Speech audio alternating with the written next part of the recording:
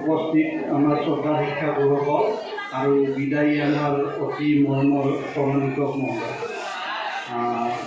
প্ৰশিক্ষক ছাৰক আমি মোটামুটি 4 বছৰ লগ পালোঁ। তেখেতে স্কুলখনৰ মানে সৰ্বাংগীন উন্নতিৰ কাৰণে তেখেতে যিখিনি কৰিলে তাৰ বাবে আমি তেখেতৰ ওচৰত নকৰি কৃতজ্ঞ। যদি আমি কিবা অজানিতে ওচৰত ভুলভ্ৰান্তি কৰিছোঁ তাৰ বাবে ক্ষমা বিচাৰিছোঁ আৰু অনাগত দিনত তেখেতৰ সুস্বাস্থ্য সমৃদ্ধি কামনা কৰি মোৰ বক্তব্য সামৰণি মাৰিছোঁ। আমাৰ বাইদেউৰ ফালৰ পৰা আমাৰ মৰ্যাদা সামৰণি কৰিলে হ'ল।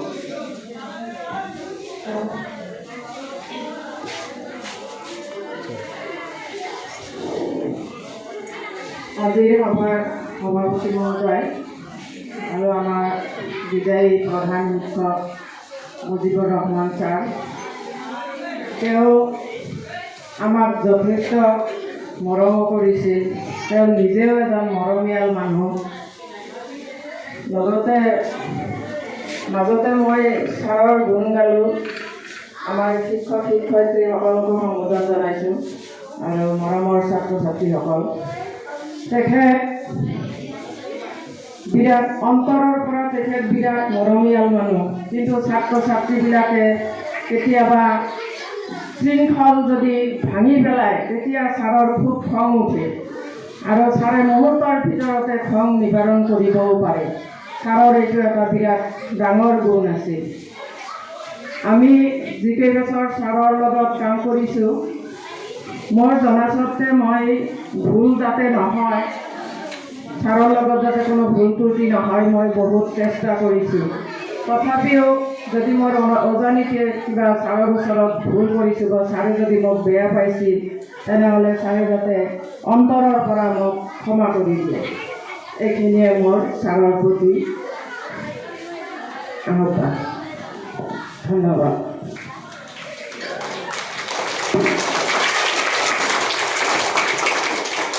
এতিয়া মই তোমালোকৰ নতুন প্ৰধান শিক্ষক অহাকালিৰ পৰা আজি 3:30 পৰা তেওঁ এইখন বিদ্যালয়ৰ নতুন প্ৰধান শিক্ষক হ'ব। বুজি পাইছা না? কোনে হ'ব জানিছা? জানা নাই? তেখেত হ'ল জয়ন্ত শৰ্মা। তেখেতক মই দুআষাৰ ক'বলৈ অনুৰোধ জনাইছোঁ।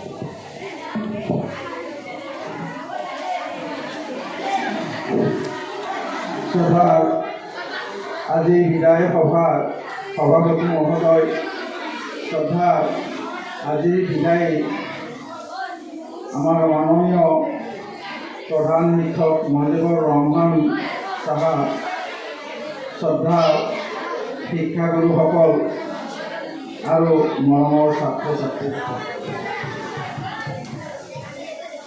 আজি মাননীয় মুজিবুৰ ৰহমান ছাৰৰ বিদায়ক্ষণ জয়তে আজিৰ এই আৱেগময় পবিত্ৰ ক্ষণত আপোনালৈ যাচিছোঁ সশ্ৰদ্ধ প্ৰণাম আৰু আন্তৰিক কৃতজ্ঞতা। বিদায় মানে কষ্ট, বিদায় মানে দুখ। বিদায় বুলি ক'লে এই শব্দটোৱে এটা দুখৰ গতি নৈৰ নিচিনা ভাৱৰ সৃষ্টি কৰে। কিন্তু আমি মানুহ, আমি কৰ্মক্ষেত্ৰত লাগি থাকিলে সকলোৱে এদিন বিদায় ল'ব লাগিব। সেইকাৰণে কোৱা হয় life is a journey not a destination. জীৱনটো বৰতি নৈৰ নিচিনা, সময়ৰ সতত আমি আগবাঢ়ি যাবই লাগিব। গতিকে আহি আজিৰ এই দিনত আমাৰ মুজিবৰ ছাৰে তেওঁৰ কৰ্মজীৱনত সামৰণি মাৰিব। সেয়েহে আজি তেওঁ